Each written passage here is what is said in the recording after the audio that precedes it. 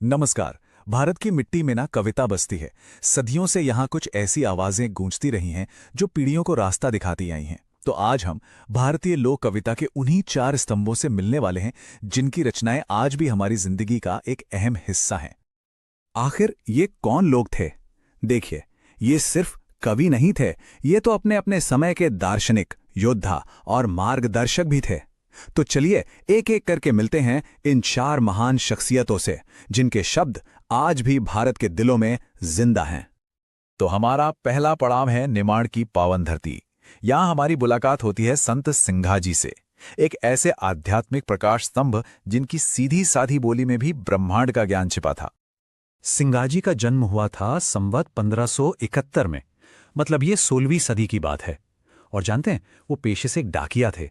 लेकिन फिर उनकी जिंदगी में एक ऐसा मोड़ आया जब वो संत मनरंग से मिले, और बस वहीं से सब कुछ बदल गया। उन्होंने सब कुछ त्याग दिया और आध्यात्म की राह पर चल पड़े।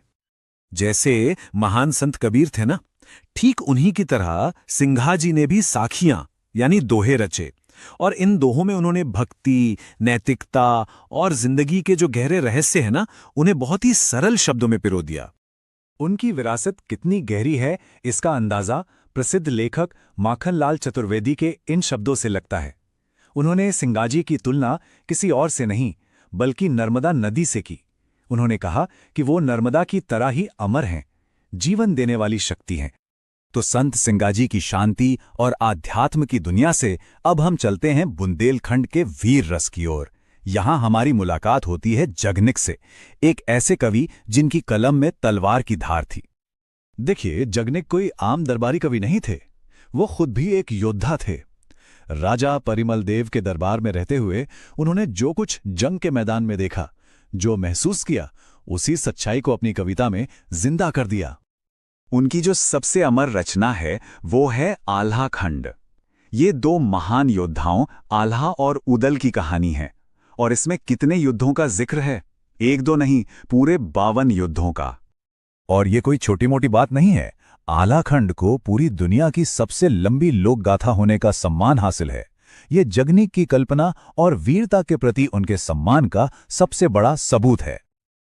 और सबसे बड़ी बात, ये कहानी सिर्फ इतिहास की किताबों में बंद होकर नहीं रह गई। आज भी जब बरसात का मौसम आता है ना, तो बुंदेलखंड के गांव ढोलक और नगाड़ों की थाप पर गूंजते आला से जिंदा हो उठते हैं। ये एक जीती जागती परंपरा है। चलिए अब युद्ध के मैदान के शोर से निकलकर दिल की धड़कनों की तरफ बढ़ते हैं।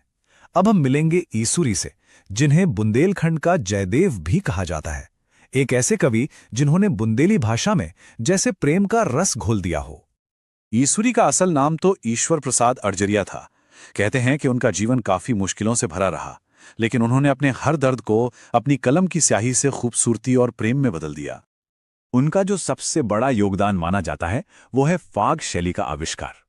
ये एक तरह की म्यूजिकल पोएट्री थी जो पूरी तरह से श्रृंगार रस यानी प्यार मोहब्बत पर ही आधारित थी, और कहते हैं कि इस सब की प्रेरणा थी उनकी प्रेमिका रजाऊ।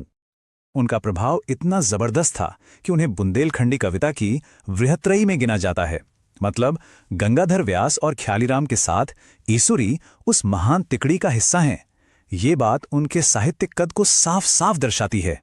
तो अब हम अपनी चौथी और आखिरी शख्सियत से मिलते हैं, एक ऐसे कवि जिनके पैर हमेशा जमीन से जुड़े रहे, घाघ दुबे, जिन्हें व्यावहारिक ज्ञान का स्वामी कहा जाता है। घाघ दुबे सम्राट अकबर के जमाने के थे, और उनकी तेज बुद्धि और जमीनी ज्ञान का लोहा तो ऐसा था कि खुद सम्राट अकबर ने उन्हें चौधरी की उपाधि से नवाजा था। उन्हें यूं ही कृषि पंडित नहीं कहा जाता था। मौसम कैसा रहेगा, कौन सी फसल कब बोनी चाहिए, अरे यहां तक कि जीवन में सही गलत क्या है, उनके सीधे साधे दोहों में किसानों के हर सवाल का जवाब होता था।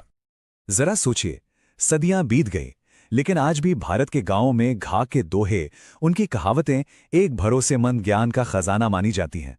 मतलब उनकी कविता सिर्फ कविता नहीं रही, बल्कि जिंदगी जीने की कला बन गई। तो जब हम इन चारों महान विभूतियों की कहानियों को एक साथ रखकर देखते हैं, तो हमें क्या तस्वीर नजर आती है?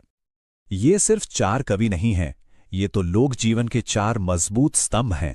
एक तरफ संत सिंघाजी हैं जो नैतिकता का दिशासूचक हैं, दूसरी तरफ जगनिक हैं जो वीरता की आत्मा हैं, फिर ईसुरी हैं जो प्रेम की आवाज हैं, और आखिर में घाघ दुबे, जो जमीन से जुड़े व्यवहारिक जीवन के सबसे बड़े मार्गदर्शक हैं। इन कवियों के शब्द किसी एक दौर के लिए नहीं थे, बल्कि ये हर दौर के लिए हैं। और ये बात हमें एक बहुत जरूरी सवाल पर लाकर छोड़ देती है कि आज के इस तेज रफ्तार डिजिटल दौर में हम अपनी लोक संस्कृति की इन अनमोल, इन अमर आवाजों को जिंदा कैसे रख सकते हैं।